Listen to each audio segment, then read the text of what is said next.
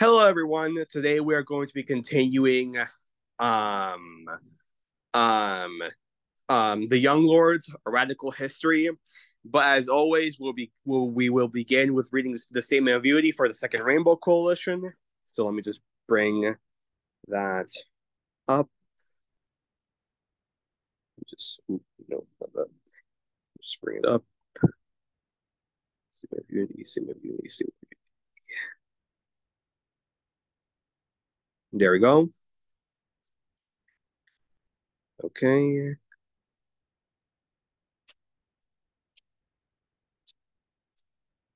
Hopefully y'all can see this.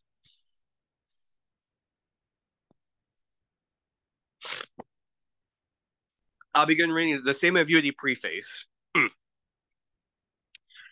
The U.S. was founded as a colonial settler state based upon white supremacy and slavery, stealing the lands of the indigenous nations, breaking every treaty made with them, and confining them to quote unquote reservations, concentration camps.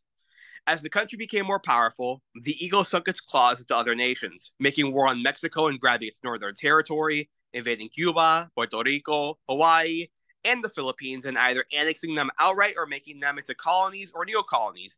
And in the 20th century, it became the major imperialist power of the world, exploiting both the people within its boundaries and those in every other country, bullying them with military intervention and robbing them of their right to self-determination. As Huey P. Newton stated, we have two enemies to fight, racism and capitalism. Between the two, capitalism is primary. Racism is a byproduct of capitalism.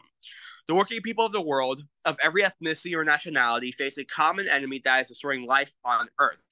Our small ruling class of property owners controlling most of the world's wealth and resources. We must have our basic needs met to live a good and meaningful life. Food, shelter, healthcare, education, freedom from the oppression of the state, and peace with other nations. To obtain these essential things for life, we must have the power to see to it that the abundance that's available is shared equitably. Statement of Unity for the Second Rainbow Coalition. The legacy of the First Rainbow Coalition dates back to its founding on April 4th, 1969, by the original Black Panther Party, original Young Lords, and Young Patriots organization. A number of other organizations joined the coalition not so long afterwards, such as the American Indian Movement, Brown Berets, Rise Up Angry, the Red Guards, and others. Since the founding of the United States, the masses had developed a number of popular movements that came together to fight back against the capitalist imperialist system in various ways around particular demands. Nevertheless, none had established a movement quite like the First Rainbow Coalition. This historic movement was the first of its kind that established a model of class struggle like no other. Its charismatic leader, Chairman Fred Hampton of the Illinois chapter of the original Black Panther Party, stated that at the end of the day, we weren't engaged in a quote-unquote race struggle. He said that's a class struggle, goddammit. By uniting with the various oppressed ethnicities and masses, they were able to bridge the gap between the various ethnic communities that white supremacy had long sought to keep divided. This class solidarity equipped them with the material basis and class consciousness to see their common class condition, therefore, the necessity to form a united front against their common class oppressor, the capitalist imperialist ruling class. The ruling class viewed this as the greatest threat to their class rule, and subsequently used the entire repressive forces of the state, police, courts, jails, prisons, intelligence agencies, etc., in order to crush this emerging revolutionary socialist movement. We refounded the Rainbow Coalition on May 14th, 2021, with the intent of upholding the legacy of the original Rainbow Coalition. We believe that this historic example is the model of the United Front that will best serve our class liberation. By upholding the 10-point program of the original Black Panther Party, which was subsequently adopted and later expanded by the original Young Lords, Young Patriots organization, and all other original Rainbow Coalition members, we establish our pragmatic unity. The 6 disciplinary rules that we uphold ties all organizations in our coalition to a common professional discipline. History has bestowed upon our generation a class mission to fulfill. The representatives of the capitalist imperialist ruling class, represented by the Democratic Party and the Republican Party, cannot liberate us. It is their class intention and class interest to uphold our common class oppression. Therefore, it is only we, the oppressed masses of all ethnicities and nationalities, who must build the necessary class solidarity, class consciousness, organizational structures, and a united front that will ultimately liberate ourselves. This is what the Second Rainbow Coalition is committed to. This is the historic mission we intend to fulfill. Dare to struggle, dare to win. All members of the coalition: New African Black Panther Party, White Panther Party, Green Party of New Jersey, Poor People's Army, La Mesa Nacional de Brown Berets, NASL, North Alabama School for Organizers, New Era Young Lords, and American Indian Movement's Northeast Woodland Chapter. The 6 disciplinary rules. Number 1, members will conduct themselves in a manner that will bring credit to the coalition and will treat others with respect and politeness. Number 2, members will be sober when on Rainbow Coalition business and will not engage in any criminal activity while a member. Number 3, no member will engage in violence except in the extremity of self-defense. Number 4, members will not gossip nor be divisive to the unity of the Second Rainbow Coalition. Number 5, members will not act as informers nor work against the purpose of the Second Rainbow Coalition. And number 6, nobody is authorized to speak for the Second Rainbow Coalition unless authorized to do so. And that is a statement of unity. So, with that, we'll begin reading the Young Lords of Radical History. Let me just pull up the PDF. Let me just pull it up.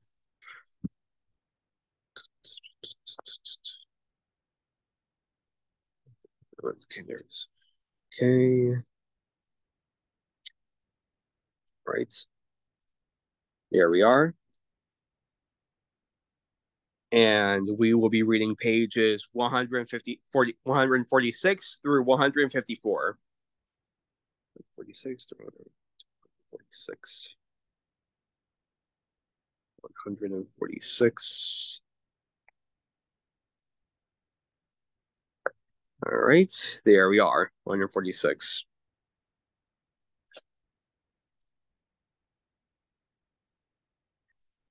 All right. I hope everyone can see this. Do y'all want me to read first, or would you like, or would anyone here like to read? If no one wants to read first, I'll read first. Go ahead and start. Sorry, what? Go ahead and start. I'm sorry, what? Said you can go ahead and start. Gotcha. All right.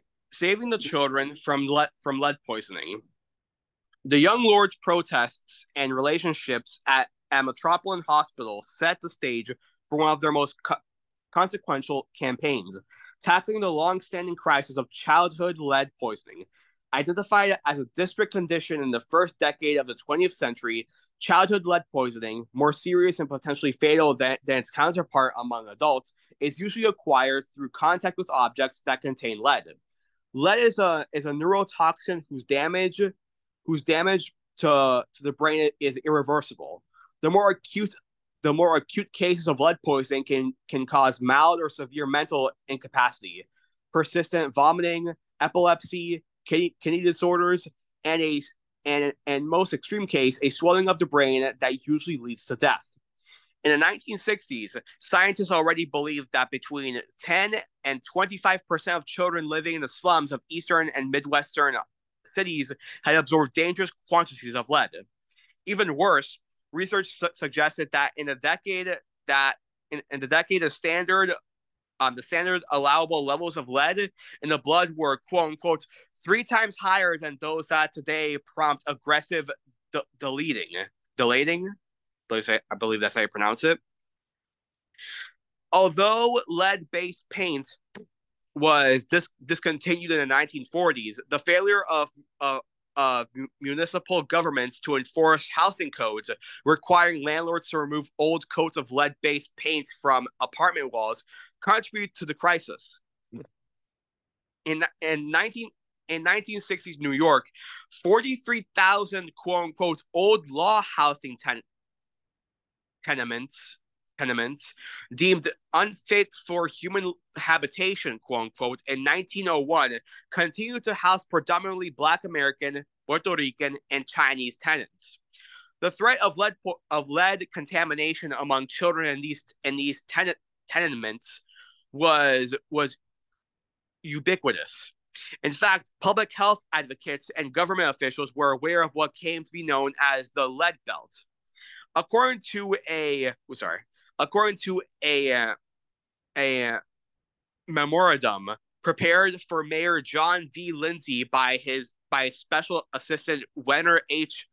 Kremansky, the Young Lords were not exaggerating when they denounced the housing crisis in East Harlem and the Bronx as deadly. The memorandum explained that New York's lead belt begins in Jamaica East, skips Jamaica West, runs through Brownsville, Bushwick, Bedford, Stuyvesant, Red Hook, Gowanus, Fort Greene, Williamsburg, Greenpoint, and becomes thicker and heavier in Lower East Side, skips Yorkville, and is anchored in Riverside, East Harlem, Central Harlem, Mott Haven, Mauritiania, and Tremont. In November 1968, New York City Health Department announced that 600 cases of childhood lead poisoning had been recorded in a period of 10 months, 3 of which had resulted in fatalities. By September 1969, several other children had died of the same cause. And while only 600 cases were recorded in New York in each of the years between 1966 and 1969, public health reports estimated that between 25,000 and 35,000 children were actually afflicted with the disease each year. God damn. The Young Lords' new focus was propelled by a nearly fatal case of lead poisoning treated at Metropolitan Hospital in September.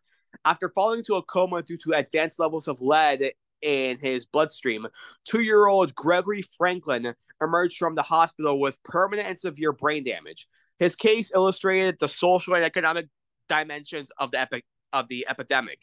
According to the media interviews with the Franklin family, before Gregory's hospitalization, his parents had waged a fruitless 18-month battle with their landlord to repair the flaking and falling paint of their apartment walls.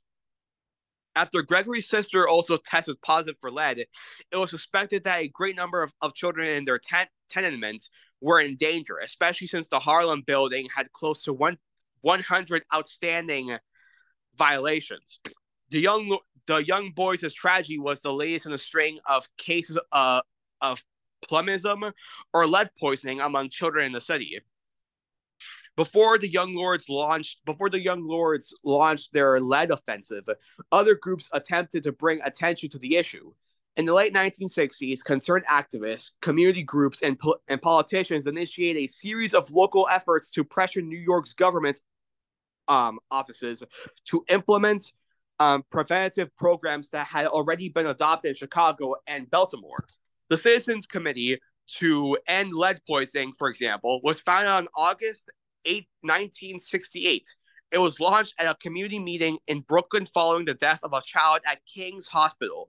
The committee's housing organizer and leading member, Paul Dubreuil, I believe that's how I pronounce his name, Paul Dubreuil, I believe that's French, led efforts to lobby local government and to educate communities most at risk. In the aftermath of Gregory Franklin's death, City Councilman Carter Burden, along with Dubreuil and others, held a press conference at the Franklin family's home, at which he proposed an apartment-by-apartment testing program to be conducted by the neighborhood youth corps. In response to an incident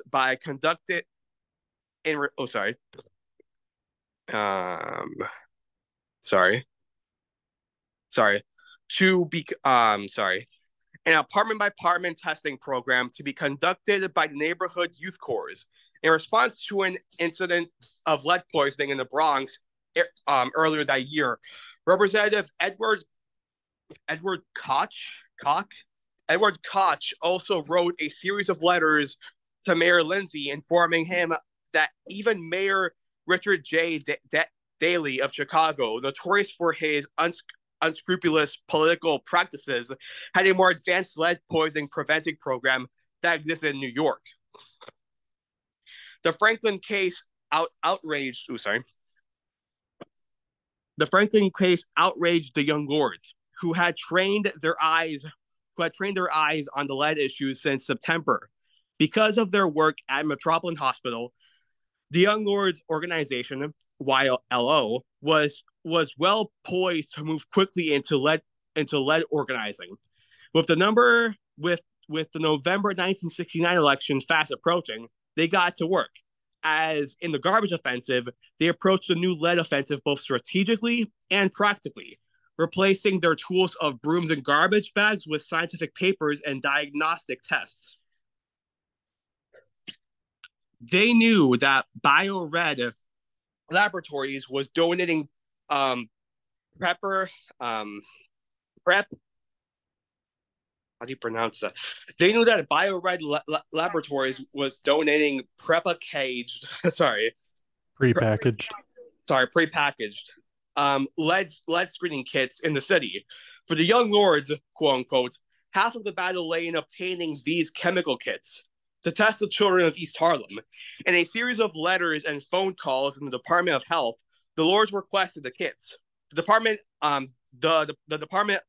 equivocated, but its administrators made promises about the possibility of their future use. The Young Lords organization held a series of meetings in September and October 1969 in the East Harlem and at Metropolitan Hospital on the crisis of lead poisoning. They framed the problem in terms of racial, environmental, and housing justice. For several weeks, they distributed leaflets and informed residents of their impending door-to-door testing campaign in collaboration with Metropolitan's residents in training from New York Medical College. One of their flyers read, quote, "We are operating our own lead poisoning detection program with students from the New York Medical College, beginning Tuesday, November 25th on 112th Street. The Young Lords and medical personnel will knock on your door Tuesday and ask to test your children for lead poisoning. Do not turn them away.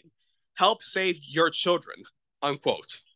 The Young Lords, of course, did not have the kits, but they had a dramatic plan to achieve their end.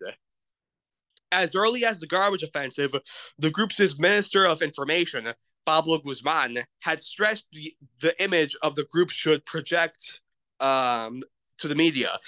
Quote, "The camera should be used as an organizing tool, an avenue to the audience they wanted to reach," unquote. With the expectation that creative disruption would garner media attention and with moral authority. Sorry about that. And with moral authority in their sales, the Young Lords and their medical allies decided to take their grievances to the Department of Health. A rumor that the Department of Health had refused to accept the 40,000 kit donated by BioRed Laboratories fueled the Young Lords' thinking. The community activists viewed the alleged decision of the department as proof of the callousness and opportunism of the officers. In October, at the height of the mayoral election, partially in response to the Gregory Franklin fatality, the department issued a press release announcing a crash lead testing drive, but had not established a concrete plan to obtain the use of the tests. According to the Young Lords, kits were either being allowed to languish unused or were never claimed, despite the growing number of lead poison victims in the city. Village Voice journalist Jack Newsfield corroborated their version of the story. The Department of Health admitted the error to him after the department's October press release came out. On November 24th, approximately 2 weeks before their sit-in at Metropolitan Hospital and the day before their door-to-door testing was to begin, the Young Lords conducted another sit-in, this time at the office of Dr. David Harris, the Deputy Commissioner of the Department of Health. Led by Juan Gonzalez and Rafael Vieira, approximately 30 Young Lords participated, alongside a number of nurses, hospital workers, and medical students, including Jean Strauss, Metropolitan Hospital's chief medical resident. The Young Lords pointedly asked the department if it would be as inactive about testing if the racial composition of the children of Harlem and East Harlem was not Black, American, and Puerto Rican. In a more consolatory tone, Strauss proposed that the department had the opportunity to aid people like those gathered at that meeting, who were already investigating the problem at the neighborhood level. The group asked for 200 lead testing kits and successfully persuaded the department to release them that same day. By the next day, the Young Lords and their non-medical volunteers had been trained and were conducting door-to-door screenings for signs of lead poisoning among children. These home visits represent a form of itinerant. I don't know how to pronounce that word. Itinerant grassroots organizing that brought the Young Lords campaign to a greater number of people that had visited their office or joined them at demonstrations. The painstaking door-to-door testing, which the Young Lords performed alongside health professionals, afforded the group a measure of moral authority and helped establish their reputation as dedicated young radicals. Bella August recalls that they went out in the teams on Saturdays armed with tuberculosis and lead tests, a health questionnaire, and a 10-point health program. Quote, "That's how we began, literally going door to door. We went into the projects and into the tenements, and we'd go together as a team, and most people opened the doors," unquote. The screening teams were composed of a Young Lord, a representative from HRUM, a doctor, resident, or intern, and staff members of the local hospital. The teams kept track of who needed treatment, and the doctors made referrals for hospital visits. It was a recreation of Cuba's medical teams. They found that health problems, among them diseases of poverty, abounded, and many residents had little idea about what services they were legally entitled to. Many had never accessed the services of Metropolitan Hospital, and they didn't even know they could. As the Young Lords and their team sat around in the homes of residents of East Harlem, waiting for young children to urinate, a requirement of the lead, and there's a picture, door-to-door testing of tuberculosis, Lower East Harlem, December 1970. Poisoning test. The organization saw firsthand the health concerns of stay-at-home moms and grandmothers. Their visits underscored the centrality of sterilization, domestic violence, and stresses of child care on mothers, and depression, among other issues. The group's growing knowledge about the gendered character of the public health crisis in poor communities laid the groundwork for what was to come. In the spring and summer of 1970, the women of the Young Lords would begin to develop a position paper on the oppression of women of color that analyzed the social and political roots of these issues. These home visits and conversations with mothers about their own complex experiences would also help bring into the open the organization's internal crisis of male chauvinism. As we will see, the internal conflict would be led by the women of the Lords, among them Denise Oliver and Iris Morales. As they had done earlier, with their brooms, the young lords made their way through the neighborhood, tenement by tenement. The following Guzman's call, the young lords used press conferences and press releases to publicize their findings. On one average day in December, the Young Lords organization tested nearly 60 children and discovered that 30% of them were positive. Because doctors and medical technicians were present at the door-by-door visit in East Harlem, their findings were credible, exposed bureaucratic inaction, and magnified the health department's negligence. Village Voice columnist Jack Newfield noted that the Young Lords were, quote, doing the city's work in the barrio, unquote. An indication that the group's activism was being noticed. With new reports that 1/3 of children living in slums were potentially infected with lead, the department was forced to either disprove the Young Lords' findings or propose a program for treatment and prevention. That right there, fucking whitewashing and fucking trying to get rid of the Young Lords' work to keep the masses from becoming class conscious. On December 21st, a New York Times headline, quote, city held callous on lead poisoning, unquote. And on December 26th, quote, criticism rate rising over lead poisoning, unquote.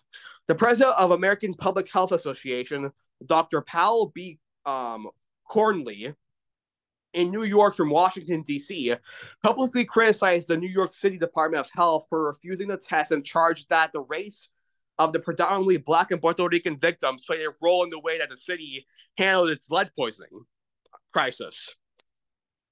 Under pressure, the Department of Health later issued a statement explaining that the plans to use the 40,000 tests had been suspended because the bio-red test did not accurately detect the amount of lead in the bloodstream and because it was difficult to collect urine samples from children between the ages of 1 and 3, who have the highest incidence of lead poisoning. However, a letter written to the Village Voice by a bio-rad salesman cast doubt on the department's explanations. Acknowledging Jack Newfield's description of the health department as an office of bureaucratic indifference, the salesman wrote, I think Newfield and the Young Lords are operating a false hopes. It is my personal opinion that the city does not want a large-scale screening of children for lead poisoning. Dr. McLaughlin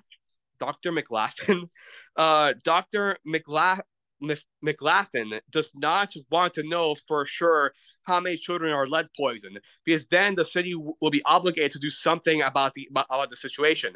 And there's only one solution to the lead poisoning problem: the walls and ceilings of the apartments must be removed and replaced.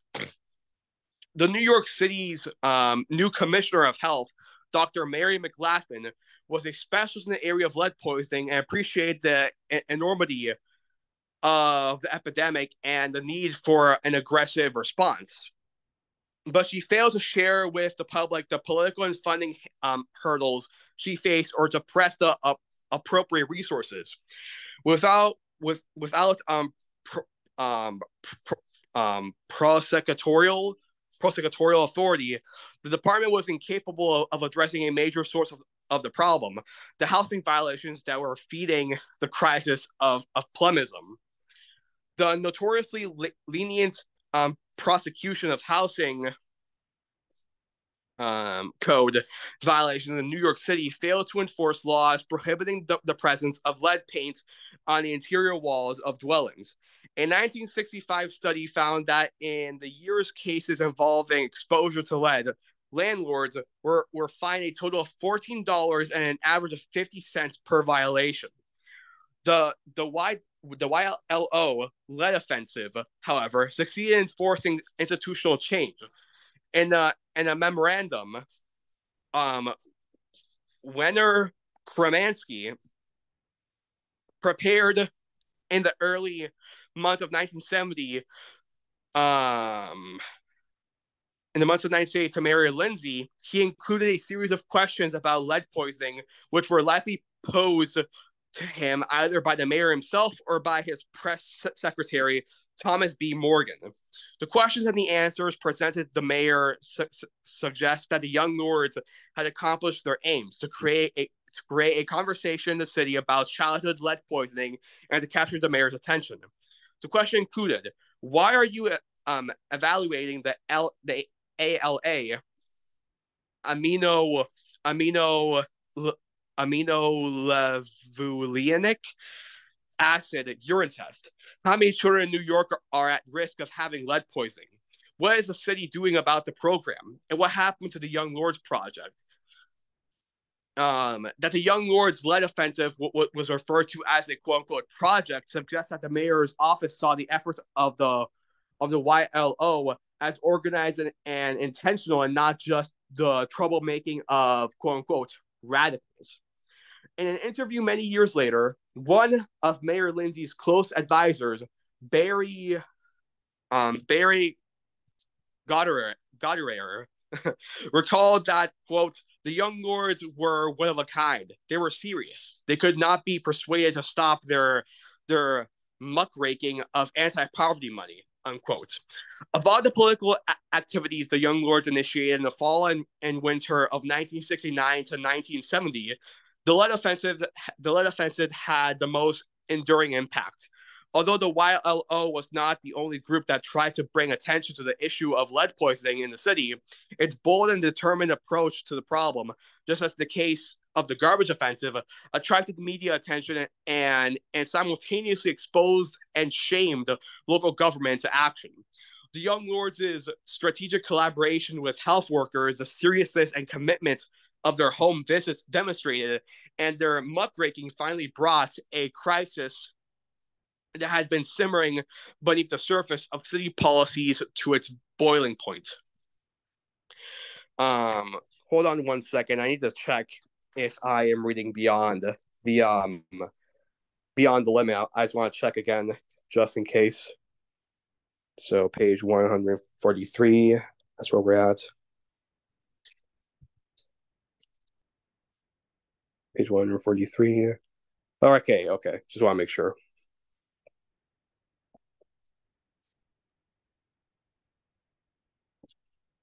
Sorry about that. Yep.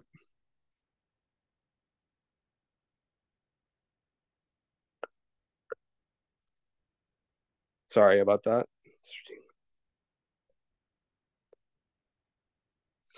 All right. We're coming upon the last pages. If anyone is interested in reading the last pages, here, you're much encouraged to do so if you want. But that's okay. I'll just continue reading. In January 1970, the Department of Health established a more exacting lead clause in the city's housing code and launched the Emergency Repair Program, a subsidiary of the Housing Development Administration, to remove lead paints from tenement walls. The new rule provided that if landlords failed to respond within 5 days to court orders to remove reported lead hazards from their buildings, the emergency team would make the repairs and bill the landlord for the job. Moreover, the health department created an office, the Bureau of Lead Poisoning Control, whose sole responsibility was to launch programs in the city to combat lead poisoning. During the first half of 1970, the city tested more than 5 times the number of children it had tested in all of 1969. There was also an attempt to promote more aggressively the model of community-based healthcare that the Young Lords advanced. A 1971 memo on, quote, the mayor's walking tour possibilities, unquote, suggested that, quote, 15 teams of doctors from Bronx, Lebanon, accompanied by community service aides and organized by health departments, will do door-to-door lead poisoning outreach. Also, there will be a few stationary mobile units on the streets in those areas, manned by doctors and people from the mayor's Urban Action Task Force. Sickle cell rubella, and measles immunizations will also be given. Target expectation for each day is 500 people tested. Politically, it shows cooperation of voluntary and public sectors, unquote.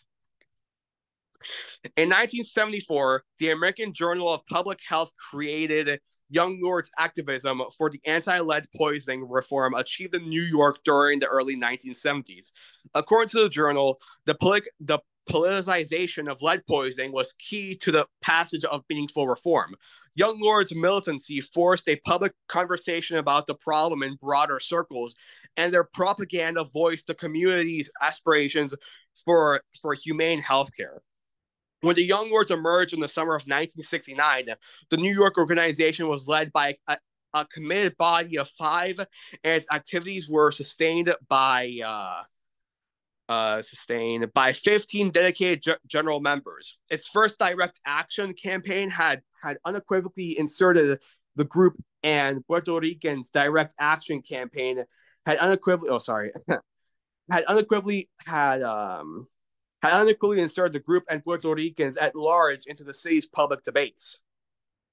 The opening of its East Harlem office a few months later in September, combined with growing involvement in the city's complex movement organism and multiple community initiatives, broadened its audience. By mid-October, its ranks had more than tripled, and the Young Lords were a known entity in the movement in East Harlem and in City Hall. The group's door-to-door activism offered resources to a marginalized community and generated a sense of entitlement to public health care by instilling in neighborhood residents an understanding that they had a right to claim public services, and these services must be provided with dignity.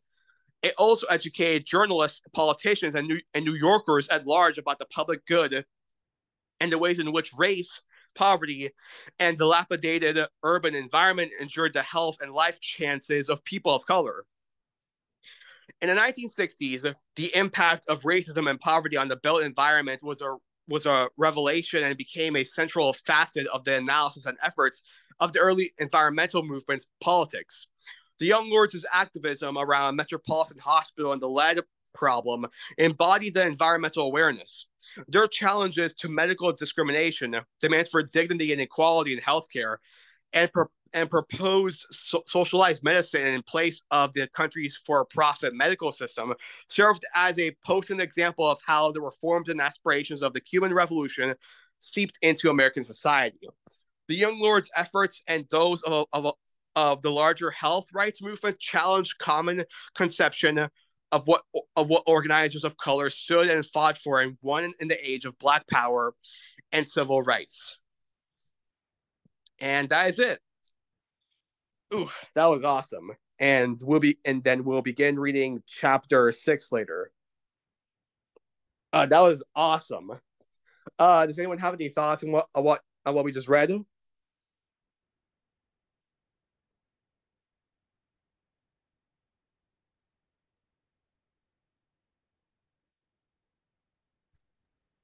Yeah, I was just following along as you was reading. Mm-hmm.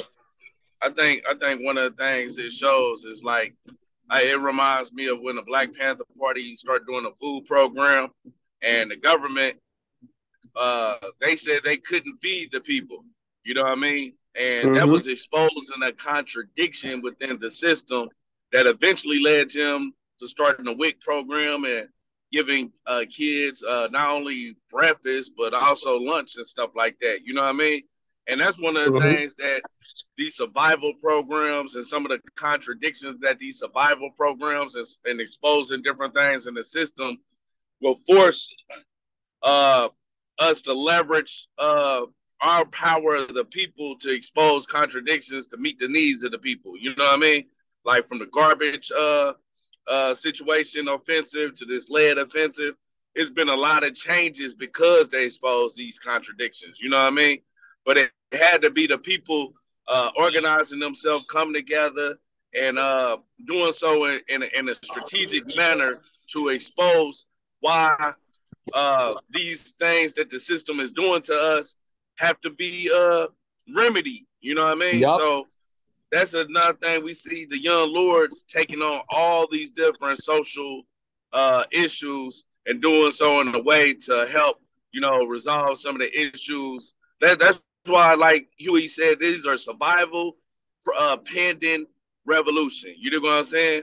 And it's not revolutionary in itself, in and of itself, but it can get us towards revolutionizing the people and seeing those contradictions. You know what I mean? Mm-hmm. Right on, exactly. Because I've said before, and I'll say it again. Every single time the government has done anything positive for the people, it has always been due to the fact that the masses fought back. It's because the masses said, "Hey, I deserve better. I deserve to be treated as a decent human fucking being," and the government, being fearful that people would revolt, were like, "Okay, here you go. It's always the people fighting back and the working class combating against the exploitation, oppression of the bourgeois that leads to these things happening. That leads to the exposure of just how shitty and horrible these living conditions are, especially for colonized people and in non-white communities. And it was the young lords doing this that exposed that the government that the government didn't want to do this because they didn't care to, because it wasn't profitable. And exactly as you were saying right there, Comrade Kwame, the government said, "Oh, we can't feed these kids." But then once the Black Panthers started engaging in the free breakfast programs, they started to incorporate that, and they took credit for what the Panthers did, and just like how they did that with the Black Panthers, they did it with the Young Lords with their lead offensive. The government said, we can't test for these lead things until the Young Lords exposed the government's unwillingness to actually care for the people, and then they started incorporating lead offensive and trying to take credit from the Young Lords work. It's just whitewashing fucking reactionary bullshit, where they're trying to whitewash, demonize, and take away credit from these organized groups led by the masses to be like, hey, we actually thought about this. It's disinformation and diseducation. So No doubt. I wonder what Daniel. I see Daniel Strong, Walker Thomas on here. All power to the people, comrade. What was some of the things that the American Indian movement was organized around in regards to stuff like that? Because I know y'all had a lot of oppressive conditions on them reservations and stuff, and I know y'all did a lot of organizing back in the 60s and the 70s around those issues. Man, thank you. All power to the people, comrade. All power.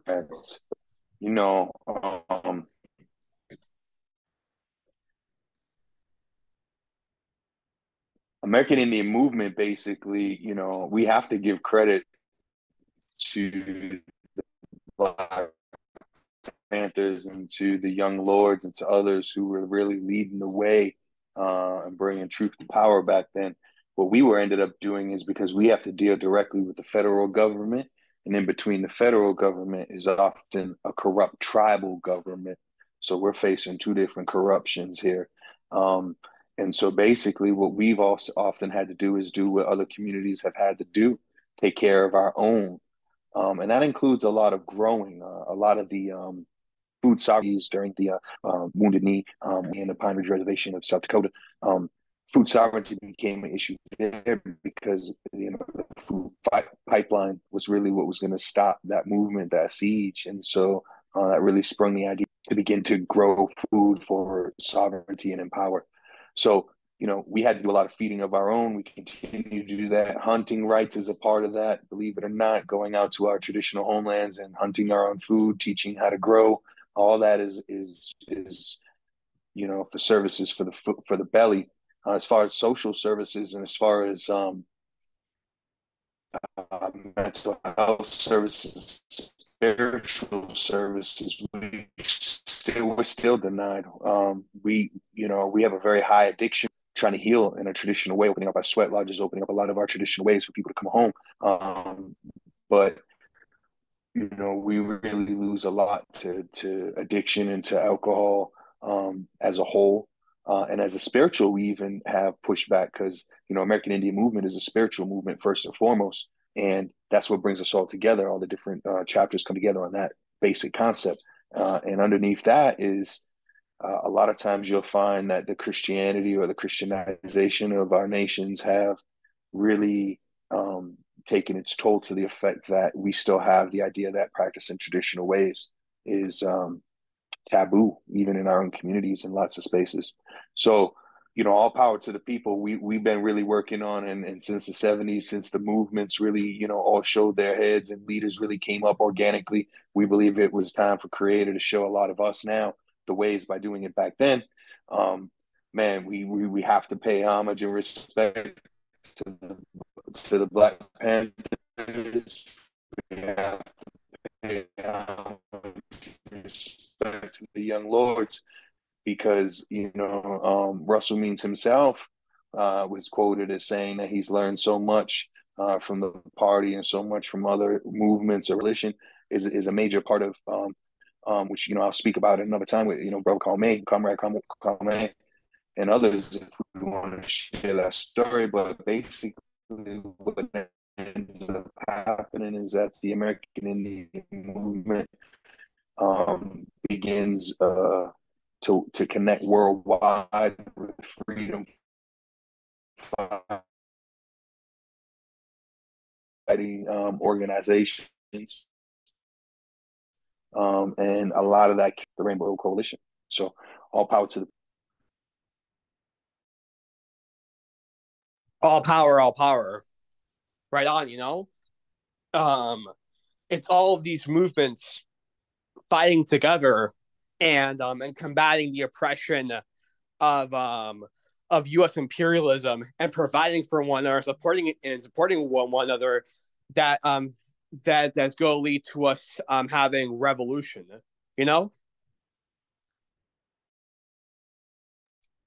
Absolutely. I wanted to take a moment, if I may, be so humble as to say that the anniversary of, quote, New York is coming up, the 400th anniversary of New York, which is the beginning of corporations coming in here and colonizing. A lot of people are educated to the idea that governments came here to colonize, that England or the Dutch government came here, which is, mostly false. It was corporations that came here with the intent to exploit everything they could here, from the animals, the furs, to the timber, to everything. And in fact, a lot of what people call settlers were not really settlers. They were employees of these corporations, such as the West Indian Dutch Company, the Plymouth Dutch Company, the London Plymouth Company, Virginia London Company. These corporations had employees who they would pay to stay here and, quote, farm. But really, what they were doing was making sure that their land didn't get overrun, or that their, quote, claims on the land didn't get overtaken by another government. So in the coming years, 2024, 25, and 26 are all marking the 400th anniversary of New York. And many people may not know, but me being Lenape, which is the nation of New York, which is the nation that originally inhabited New York, Wall Street was built. Then it's still called Wall Street because there was a wall that the Dutch built to keep the Lenape Indians out. And then later that area became a slave trading area. And now it's the corporate, capitalist headquarters of the United States of America, if not the world. So I just want to put that on the radar. A lot of my comrades in here. Power to the people. Exactly, and not that many people know as well that New York was literally built by enslaved indigenous people. It was literally built on the backs of slaves, of colonized. I'm sorry. What was the nation that was that lived in New York. What were they called again? Sorry, I forgot. So we're the name. yeah, Say no what? worries. We're the Lenape people. Lenape. Lenape. Yep, that's Lenape. us. Yeah. Not that many people know that that New York, the city itself, was really built by enslaved Lenape people. You know, it was really built from the oppression, exploitation, and subjugation of of of colonized people. You know, but that history is fucking whitewashed, and New York City is made to be it is probably the most romanticized and idealized places in the United States. You know, it's portrayed as the city of freedom. You know, as a chance for a better life. But like, no, like New York was really built on the backs of fucking slaves, and has its roots in white supremacy, colonialism, eugenics, westward expansion, and so on and so forth. You know, it's white supremacy. America has always been, and so long as it exists, continues to be a settler colonial state. It's a white concept, nothing more, nothing less. You know. Absolutely, comrade. Yeah, I also wanted to piggyback on what Daniel was saying of social injustices that we're still fighting today. Let's start with the MMIWM. For those that don't know, missing, murdered Indigenous women and men, fighting those injustices, not just with the Indigenous population, but with the Black population as well. Gabby, you said something that really, I was like, yep.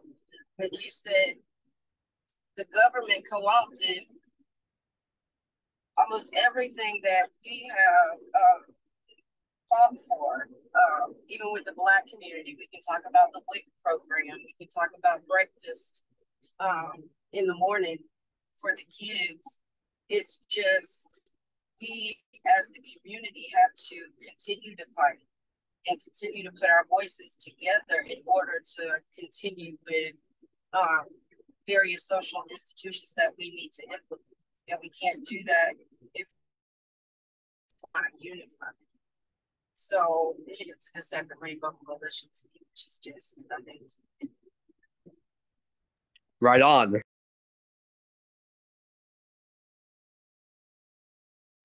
Also, comrade, just want to say that your audio is a little bit laggy, or it sounds very dim, so it's kind of hard hearing you. Oh, Anishi, thank you. I don't know what's going on. Probably it's the man interfering, putting in that fuzz. I can't get no set reception, and all day I had good reception. So I'm sorry. I apologize. I also want to go back to the lead test and poisoning that the YLO was doing. Right now, people, when you guys sign your leases to your apartment, there's always an addendum in there to that. So it's just amazing that we take that for granted now, but back then it was a real issue. It was a real issue, and it's going to continue going forward. We're gonna start these. What would you call them? We would start these things like this that people are going to take advantage of in the future. But right now, we still have to stand up and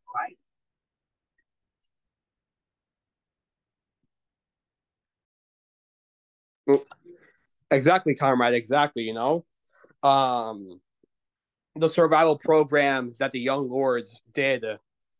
We need to learn from. We need to learn from them. Learn from their victories, from their mistakes. Look at what's applicable, what isn't, and what we can apply to our current materialistic conditions. What we can apply to our current materialistic needs, in order to provide for the masses, you know, to provide for the needs of the people, to meet them where they're at, and to struggle alongside them through survival programs, through healthcare, through food, through whatever they need at the moment. Because once the masses see that there is a possibility for better, once they see the Vanguard Party providing for them, and once they've earned the respect of the Vanguard Party, they'll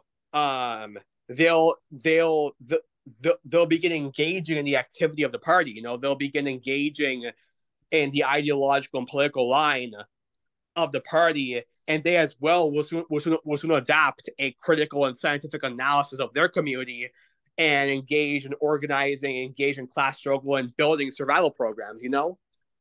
Absolutely. One other thing I was thinking of while I was listening to this is that, and I was talking to Comrade Africa about that this morning.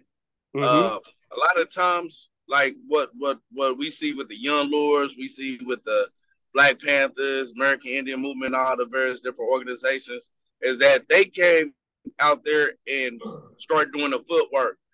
And when they started this, the people in the community started to see them engage and committed to their social conditions and needs, it brought the community out. You know what I mean? To support that. I remember when I was reading the garbage offensive that the Young Lords was doing, where eventually, at first, they just started off with, the Young Lords going out sweeping up the garbage. Then they did the like a TED offensive where they started to put all the garbage in the intersection and clog up the streets and made a demonstration of protest out of it. But by them doing that, the people in the community saw what they was doing. They went out there and find out why they were doing it, and they started to come out themselves and be a part of it. You know what I'm saying? And sometimes, like the Panthers taught us, people learn through observation and participation. So they start to understand revolution by engaging revolution. Start to understand socialism and why we need to build these movements by participating, by observing the actions of revolutionaries out here doing the work. And that's bringing the community and getting involved. You know what I'm saying? So I just wanted to highlight that too. That's one of the reasons why we do the things we do, because the community don't always understand why we doing things. But once they start seeing us actively involved and helping them, they get involved themselves. And then they actually take over and take initiative. You know what I mean? Exactly, And, as Fred Hampton said, theory is cool and all, but theory without practice ain't shit. You can say you're going to do this, you can say you're going to do that, but unless you put in that theory through praxis, unless you implement that theory, that analysis, those observations to your materialistic conditions, and then change how you adapt that theory based on the results of praxis, then they have theory, but you don't have the praxis. Theory without praxis is willful inaction, but praxis without theory is unorganized anger. You have to have both. You have to have both a scientific and you have to have a scientific and critical analysis of things. You have to have discipline, but you also need to implement that analysis, implement Marxism, implement dialectical materialism to your materialistic conditions through praxis to understand what you need to change, what you need to adapt, and how you can implement the principles of Marxism, how you can implement dialectical materialism to your own materialistic conditions. Because unless you put that knowledge through use, it's just knowledge. It's just thoughts in your brain. First comes theory, then comes praxis, but then that praxis changes the theory. Praxis changes theory, not theory changes praxis.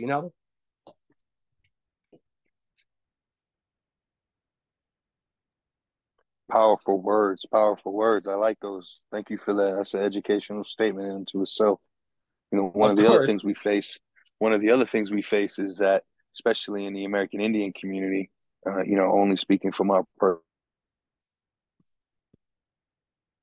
is a lot of our leaders, as soon as leaders step up, they almost instantly become the target of the people that they're intending to protect. Now, what I've been trying to educate my leaders on is that the difference between, people who are meant to lead, really chosen to lead, and the people who are doing the good work but are not properly, in their appropriate position, is that you have to have the gumption to still pray for the people who pray for your downfall. And into itself, and realize that sometimes you can lead them to water. I know Brother Kwame had that on his post the other day, and that really just hit home. You can lead a human being to knowledge, but you can't make them think. And the more we practice with the theory and we're actually out here moving in the right direction, cohesion is happening, progress is being made, the more that the work speaks for itself. So I find that, I coach more and more of our American Indian leaders, stay out of the infighting. I've heard someone say, if you're praying for someone else's, if you're praying for it to rain on someone else, be prepared to be stuck in the mud too, Mm-hmm. Absolutely. And you know what? To follow up on that, we got to understand, and this goes across all demographics. The more we understand that, like, we are not a monolithic community. Like, we got people in the Black community that's Christian, that Muslim. Like, we was just working out with the street organizations. They GDs, they Vice Lords, they're Crips, they Bloods. But that's one thing the Panthers showed us. We had to find that common point of unity with individuals that might not necessarily agree with us. You know what I'm saying? But they can agree around the social conditions that we fighting. Like, we all recognize that we need healthcare. We all recognize that we need education. We all recognize we need self-determination. We need to control our institutions in our community. And that building those relationships based on the social conditions, that programmatic unity that was implemented in the 10-point program, Black Panther Party 11 program, you know what I'm saying, with the Patriot 13 program with the Young Lord and so on and so forth, the conversation where individuals that might not ideologically or politically agree on stuff can come to the table and work out some of their differences and stay on the same page and not let their differences divide them. You know what I'm saying? The more we start to put that, you know what I'm saying, and build these relationships within our community and across the intercommunal relationships with various demographics, this will help us stay on the same page. That's why the Rainbow Coalition even said in the Statement of Unity, this is based on program.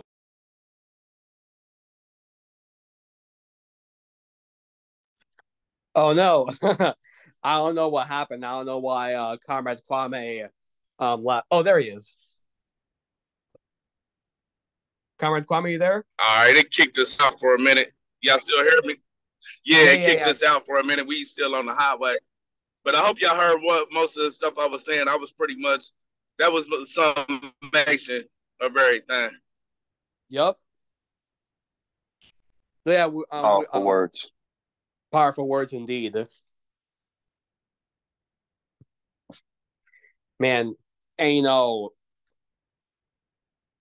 my brain is kind of foggy, so like I'm trying to remember what everyone's saying, but what the Young Lords did right there, that right there is mass line. That right there is meeting the masses where they're at. You can't just expect, and Comrade Kwame was saying earlier, you can't just expect the masses to understand and know to engage in revolution, and more times than not, they're not going to be able to reach that level on their own. That's why you have to educate the masses and meet them where they're at.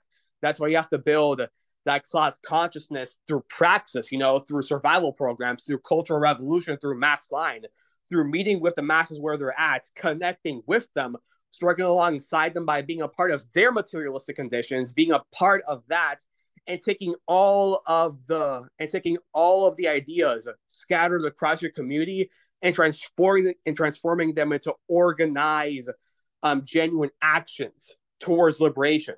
In order to elevate the masses, you have to meet them where they're at until they are as knowledgeable or even more knowledgeable than you about theory, about praxis, and how to engage with that shit.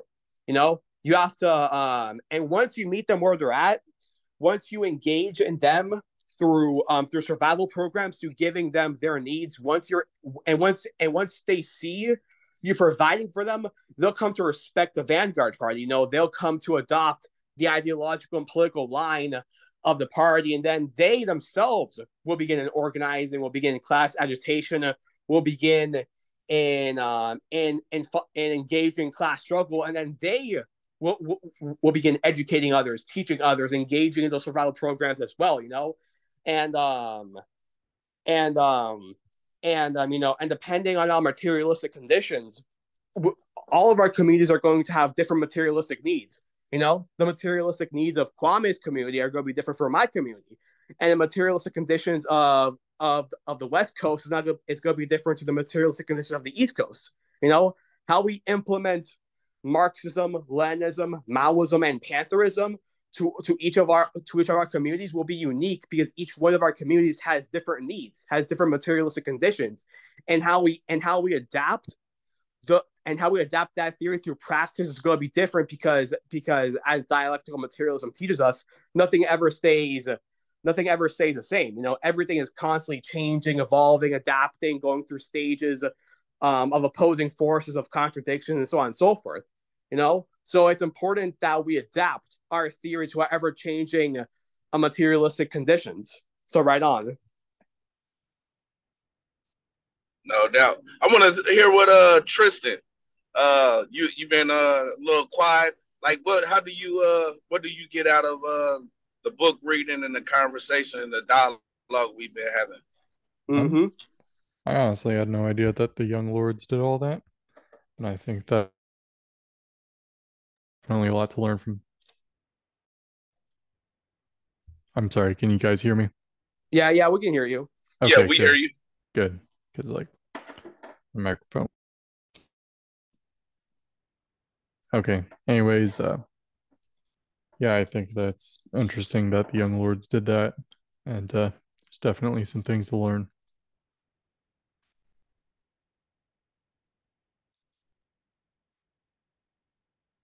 Right on. You know. Were you saying something else, Comrade Tristan, or were you done talking? I think that's it. Alrighty. Comrade Joe, I see that you have your hand up. Take it away. Yeah, excuse me, comrades, for coming in late. I was trying to book my ticket to get to East Los Angeles this coming week, but I just wanted to bring it out. You know, when we're talking about actions and putting boots on the ground, we're having our 53rd Chicano moratorium in East LA at Salazar Park on August 26th at 4 p.m.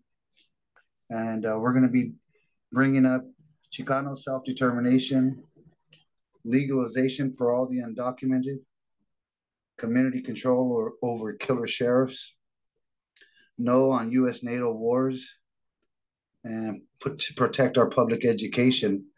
So these are all good topics to bring out into our communities, and I'm really happy that I'm going to be able to be in attendance to that. A lot of us Brown Berets, I'm sure we'll have some members of AIM and the Black Panthers there also, and many other organizations. But when we bring so many organizations together and make a community effort into doing direct change and action, it's just so helpful, because it's very hard to do, any one of us as individuals. And that's pretty much all I wanted to say. I always wanted to bring that out. I know it's kind of hard. I don't expect you all to make it because, well, we've been promoting it for a while, but it's short notice. But that we can have you comrades there in spirit, well, then that would be thoughtful enough. That's all. I don't think I'll be able to come, unfortunately, because we live in two completely different states. But if I could, I would love to come.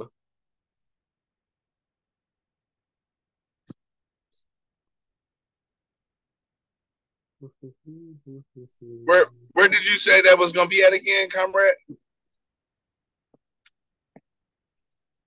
Comrade Joe, you there? What part of California? Oh yeah, East Los Angeles. East Los Angeles. Okay. Yeah, we're taking it straight. I know, Rob. Taking it straight to the hood. Yeah, I know Rob with the White Panthers. You might want to reach out to him. I know he'll definitely be there to participate. Yeah, in the Los Angeles area. I'll send him the flyer. That'd be nice. You know what I mean? Yeah, I know absolutely. it's Yeah, a summertime. share it to the group chat because I will post it on our pages and stuff like that so we can promote it to all the I don't comrades in that area. I don't really know how to do that, but I can share it right now to you directly, Kwame, and maybe you can put that up there. Yeah, that'll work.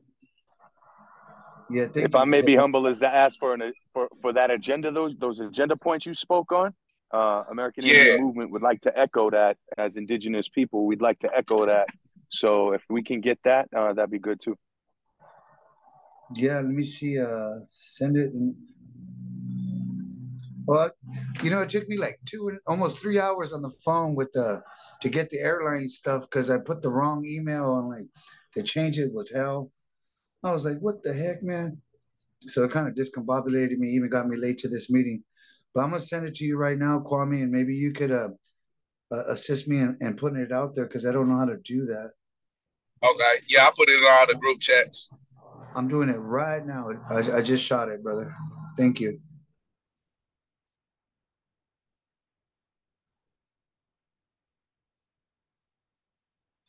Yeah, and it's the 53rd We're Chicano. very interested.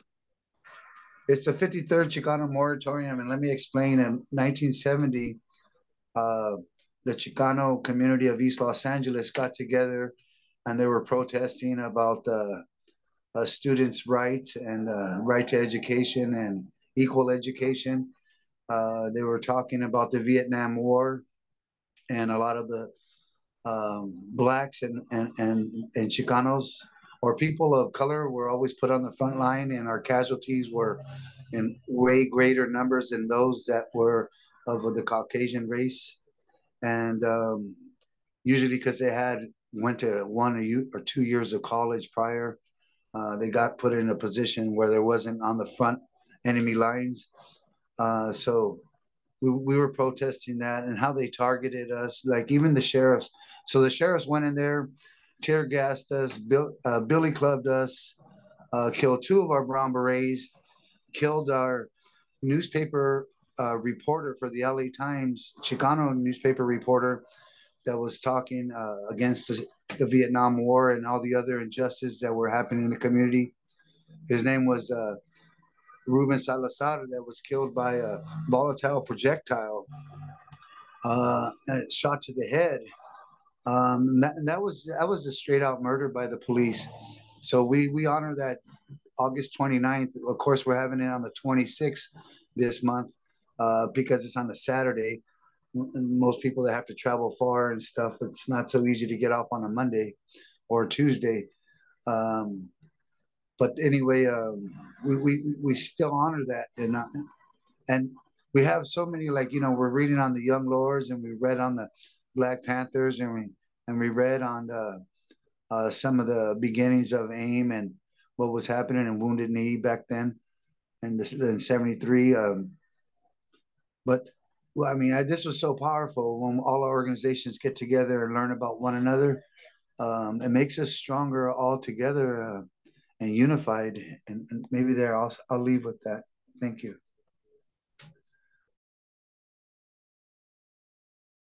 No doubt, that's the whole point of the United Front, to be able to unite with common organizations that want class liberation, that want liberation for their own people. All of these oppression, whether it's racial oppression, queerphobia, misogyny, ableism, and so on and so forth, all of them are intertwined. All of them are interconnected because all of them come back to the primary contradiction of capitalism between the bourgeois and the proletariat. All of them come back to dividing the masses and maximizing profit as much as possible. First came the idea of profit, then came the idea of race, and so on and so forth. By combating all of these contradictions of capitalism, we're able to combat capitalism as a whole. We need to overhaul and uproot all of the facets of capitalism, all of the contradictions of capitalism, not just racism, not just misogyny, not just queerphobia, not just ableism, but all of it. We need to uproot it and replace it if we are going to achieve economic, social, and cultural liberation. Most definitely, and that's where the key lies, and the key lies within each one of us as individuals. I seen there's somebody on today. He has the American Indian Movement patch on there. My name is Joe Gonzalez. I don't believe we've met, comrade.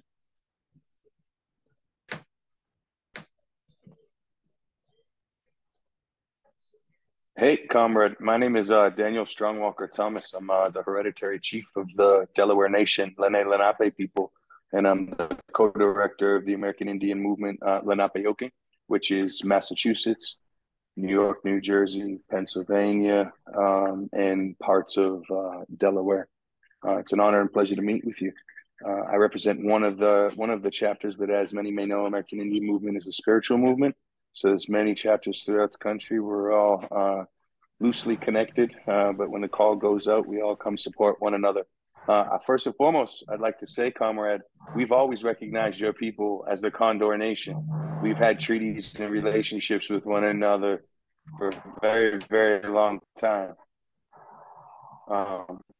These political borders and these political names are not something that we understand. So my people personally have been to Mexico. They were down there, the Delaware Nation. We were down there, and in fact, that's how we ended up in Oklahoma. So we get kicked out of New York, then New Jersey, and then Pennsylvania. We end up in Kansas. From Kansas, we end up in Texas. From Texas, we end up in Mexico, and then from Mexico, we end up in Oklahoma. So a lot of us have dual indigenous from both Mexico and from the United States of America.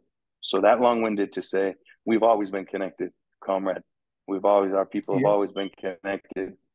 And this political, fuzz and buzz to disconnect the people from healing and well-being is something that we're working hard to put an end to.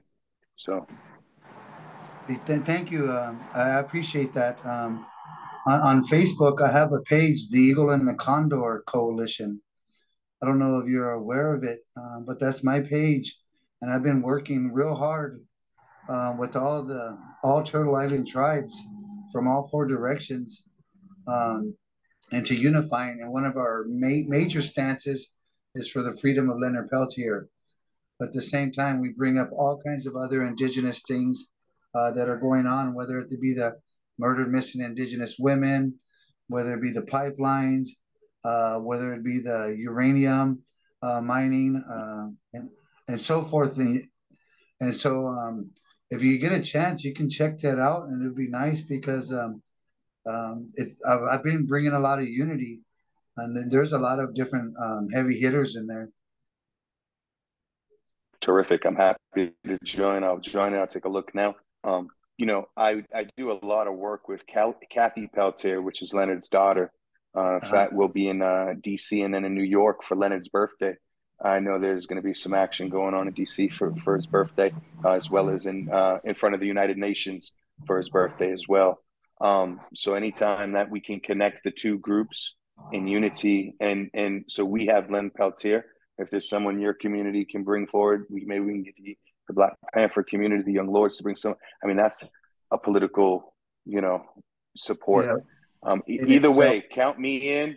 Count me in. I'm close to the Means family. My family was personally at Wounded Knee, was shot with Russell Means. Very, very close to a lot of that movement. In fact, right after Wounded Knee, they all gathered at my uncle's farm to determine where they would go from there. But that's my uncle's accomplishments, not mine. Yeah. I'm on my own. I'm earning my own way, just like all the other people. No one's more important. It's our actions that speak for themselves. Power to the people. Yeah. And I heard you bring up a good point. And a lot of our different organizations, there's so much division, brother. And it's hard. It's really hard. And especially when you're trying to do the right thing, because there's so many people that are not willing to work with one another. And when I work with Leonard Peltier, I go just by what Leonard Peltier says. I don't look for answers anywhere else. And that's what I honor and respect.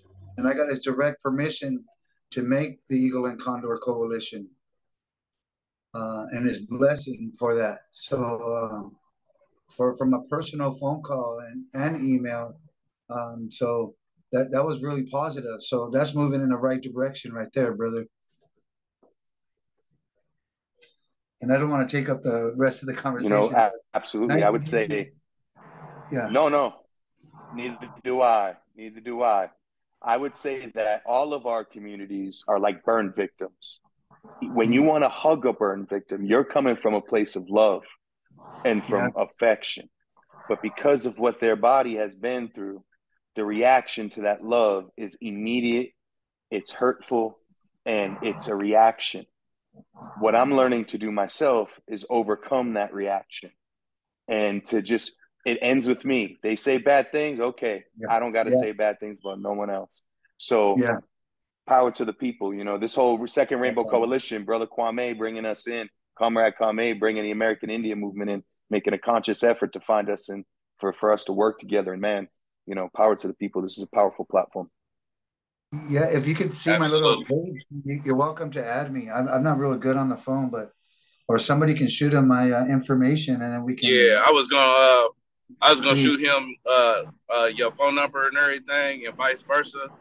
Yes, If you put your email in this chat, before we close out, you can just grab it from the chat, the email and stuff like that.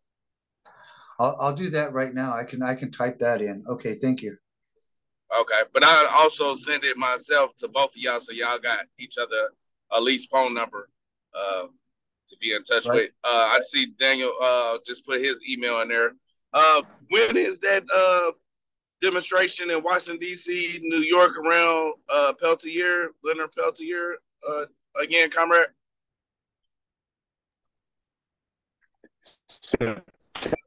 September 18th, if I'm not mistaken. I don't like to just jump out there and say dates, as I know how hard it is for people to move their schedules.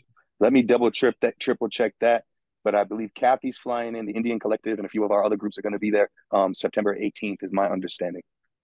Okay. As soon as you get the flyer for that, share it to me or put it in the Second Rainbow Coalition or the steering group, because I know you're in the steering group, and we'll definitely promote that. My wife is probably gonna be in touch with both of y'all because she's around.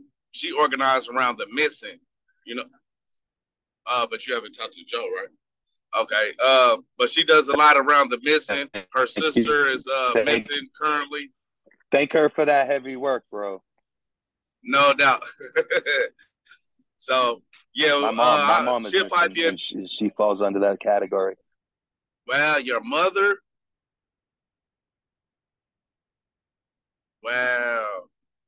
Yeah, I'll put you in touch with my. She was around what was called man camps, and the oil company rigs, and it's been missing since I've been about 3. She's been gone. Wow. Well, yeah. Like I said, Joe. Even I know you do a lot around that too, so I definitely put you in touch with my wife because she wants to do a couple of things around the country in this coming year. You know what I mean? So y'all be able to connect and be able to do something out in California as well. You know what I mean? Yeah, most definitely, comrade. Because when we're talking about something as a political prisoner, such as Leonard Peltier, that's been incarcerated for 48 years, wrongfully incarcerated. He's now 78 and ailing, and the Department of Justice, because of their lack of fundings and lack of guards, they're put down on lockdown status left and right. I mean, and they stay there for 2-3 weeks, a month, with no access to doctors, no access to the outside world. I mean, they're deprived of a lot of things, even showering. I think they run the shower to them like once every 3 days. So, and then of course you can't go into whatever they do in prison, whatever curricular stuff. I know Leonard Peltier really appreciates art. Can't go to the art room. And then there's so many injustices happening in DOJ, and it keeps on carrying on to prisoners. And man, like, when is enough? And it's going to take a mass outcry to make change. And we're going to have to do it all the way around across the board. Um, that's one of the things I'm fighting for. I mean, I know we have a lot of political prisoners, comrades, but we can focus on a lot of them. But maybe we should pick one specific one, and then utilize one another to assist one another in making those changes and showing up to those events, because that's where the power lies, and that's all. Oh, and I sent my email and my phone number and my full name and the Eagle and Condor Coalition Facebook page and my Brown Beret page also, just in case anybody wanted to check those out, because I'm always putting educational stuff on there and sharing. Thank you.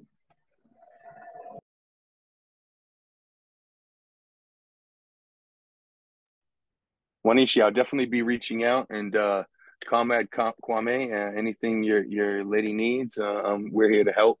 We're here to assist. It's always good to have a female speaking. That's the way our people do work anyway, as much as possible. And John, it's great to hear from someone who directly has contact with Leonard.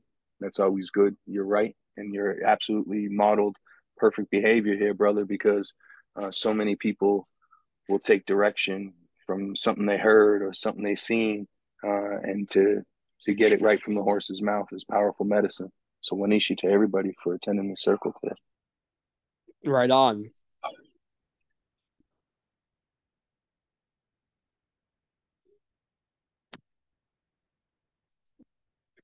And what Leonard Peltier is going through, what he is going through at the end of the day is the bourgeois trying to silence, demonize, and dehumanize revolutionaries and liberation movements. Because at the end of the day, Leonard Peltier didn't do anything. Leonard Peltier didn't kill those two FBI agents that illegally went into a reservation without being allowed in and started massacring a town. The only reason why they locked him up was because they realized he was an influential figure within AIM, and if they locked him up, that would discourage and cause cause weakness within AIM. That's the only reason why they're doing this. At the end of the day, the prisons, the jails, the courts, they are all a part of the state. They're all institutions used to oppress, subjugate, exploit, and repress revolutionaries, oppressed communities, oppressed people, and to keep the masses divided, keep them from becoming class conscious, and to uphold white supremacy and the contradictions of capitalism. So what's happening to Leonard Peltier has happened to many other comrades before and will continue to happen, and we can't let that slide.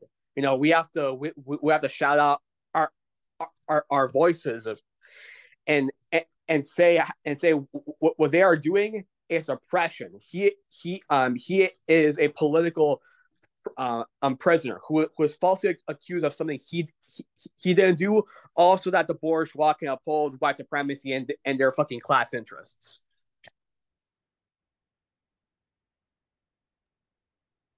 Absolutely, comrade. Absolutely. It also serves. Absolutely. It also serves to separate the American Indian community, because one thing a lot of people may or may not know is there was a female from my area, because I'm out in Massachusetts, named Annie Mae. And Annie Mae was allegedly an informant for the FBI, who was run out of Pine Ridge and then decided to come back again. And so she then ended up murdered. And now this is what really split the American Indian movement. There's videos of Russell Means, sort of coming out, making a statement of where he stood on that really separated internally. And so what you'll find is Leonard Peltier becomes a magnet for separation within the American Indian movement or within the American Indian community itself, because people will say, the ones who want him free, we understand he's a political prisoner. You can never let that slide. If they do it to one, they'll do it to all. And so, but what others will say is he's not guilty of that, but he was involved in the murder of Annie Mae and deserves to be in jail. And so what we end up combating within the American Indian movement in a good way, especially in a time of murder myths and indigenous women, especially in a time when understanding that male leaders have not always been good. And that's just putting it very nicely, right? So understanding we're in that time, but still saying, Leonard is a political prisoner who needs to be freed because not only is he innocent of the crime he is accused of committing, he was kidnapped from Canada and brought over here in a dark black ops way. So there were many treaties, many laws, many international laws. So many things were broken to get him here. We were at DC last year, and we straight out called Obama a coward for not releasing Peltier.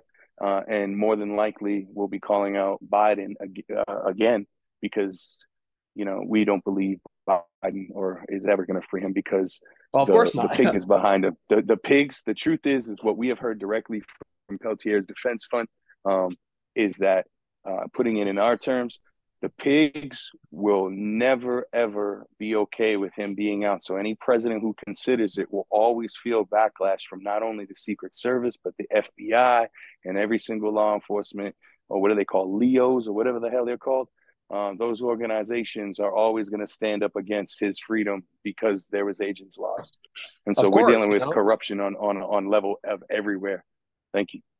Yep. It's lobbying, At the end of the day, that's what it fucking is. These the president the president at the end of the day, all he is a puppet, That's all he is. He's a puppet that works for the interests of who works for the interests of these bourgeois, of these lobbyists who fucking pay him to pass policies that ultimately benefit the ruling class. And exactly as he said, whenever this issue comes up of freeing political prisoners, he will get backlash from the FBI, from the CIA, from the cops, from the fucking fascist pigs, from whoever else to force him to not do it. And he's never going to do it because that would go against the interests of the people that he serves. His interests at the end of the day are with the oppressor class. Yeah, I think if this the demonstration in New York, we should be able to get the New African Black Panther Party, Poor People's Army, and Young to come out and support that. So I'm going to be putting the contact information in the group chat, the Rainbow Coalition group chat, the steering committee group chat tomorrow.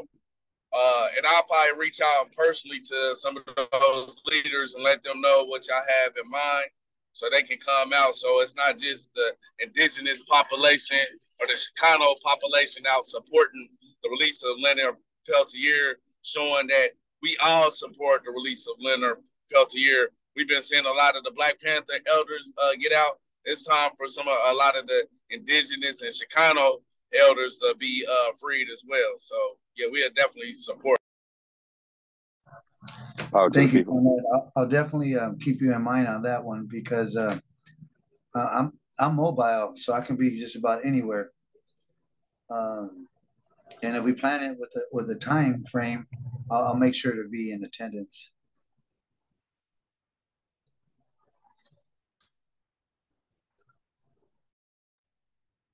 I'm going to get the details. I don't know if anyone can hear me. I'm losing service.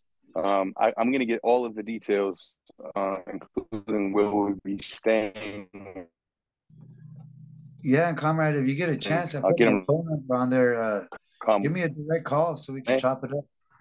And we can all go from there. So we just got 3-hour time difference?